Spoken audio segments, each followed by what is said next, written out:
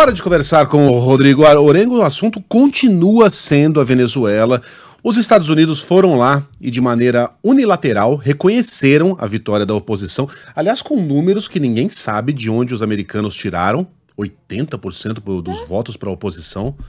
Ninguém sabe. Não, teve uma boca de urna com um número parecido. Ainda assim, não tem nada de oficial. É um né? troço muito estranho. O Blinken não apresentou a fonte, né, desses números.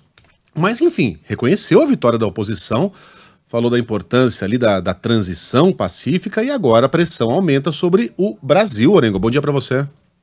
Muito bom dia, Megali, Sheila, Carla, bom dia a todos. E aí o jogo vira, viu, Megali? Sabe que esse dado de 80%, estava até vendo agora na nota aqui publicada pelo governo americano, e cita o seguinte: a oposição democrática publicou mais de 80% das atas de apuração recebidas diretamente das sessões eleitorais em toda a Venezuela, e essas atas indicam que Edmundo González recebeu a maioria dos votos nessa eleição por uma margem insuperável. A gente já tinha começado a ouvir também, Megali, de autoridades aqui do Brasil, esse cálculo, né, das atas que foram apresentadas pela oposição, dando já uma projeção clara de vitória justamente da oposição, de Edmundo González, né? Então, por cálculos matemáticos que apontavam que, segundo essas atas, mesmo com 80% da divulgação, não seria possível ali uma virada de Maduro, né? Então, é com base nessas informações que o governo americano se pronuncia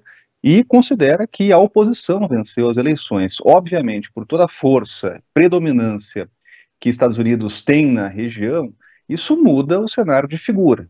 E qual é a posição agora do Brasil? A gente conversando com autoridades do governo, inclusive com ministros, a estratégia nesse momento é a seguinte: é um posicionamento do Brasil para que o Brasil possa servir nesse momento como uma espécie de mediador. O Brasil realmente é a maior nação da América do Sul, tem maior influência, e o Brasil busca esse posicionamento com Colômbia e com México. Então, é uma ação conjunta. E a estratégia é evitar um conflito na região, buscar uma mediação, buscar um diálogo com os setores venezuelanos e também com players mundiais, como próprios os Estados Unidos, né? O presidente Lula já conversou por telefone com Joe Biden, deve conversar com outras lideranças mundiais e para buscar essa estabilização na região, né? Seja para uma transição, ou seja para a permanência do que já é chamado internamente no governo como uma ditadura. Eu digo internamente, Megali, porque a gente ouve integrantes do governo, claro que não são posições que refletem o posicionamento oficial do Brasil, mas vamos citar aqui, né, líder do governo no Congresso, Randolfo Rodrigues, veio a público ontem para chamar o regime da Venezuela de uma ditadura. É o líder do governo, é a voz do governo dentro do Congresso Nacional. Fabiano Contarato acabou de ser líder do PT no Senado, falando de violação de direitos humanos. Marina Silva também fazendo duras críticas ao regime chavista na Venezuela. PSB, que é o partido do vice-presidente, chamando Maduro de ditador. Então, a gente ouve cada vez mais vozes dentro do governo com críticas, posicionamentos firmes, mas a posição oficial brasileira, da diplomacia brasileira, é realmente de buscar neste momento essa posição para tentar fazer uma mediação.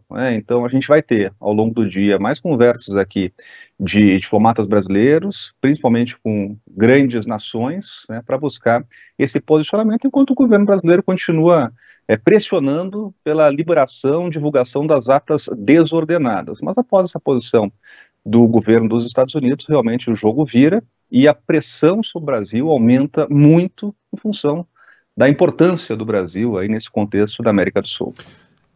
Não tivesse o Brasil enviado um representante para a eleição, a pressão seria menor. Haveria pressão, é uma liderança regional, mas não tivesse o Celso Amorim lá, ela seria menor e, convenhamos, de que serviu exatamente a presença do Celso Amorim ali? Ele realmente vistoriou as eleições? Ele entrou na sala de contagem, ele teve acesso... ficou lá, numa sala diplomática, tomando café, provavelmente discutindo amigavelmente lá com as demais autoridades que lá estavam. Então, para que o Brasil foi enfiar a mão nessa cumbuca?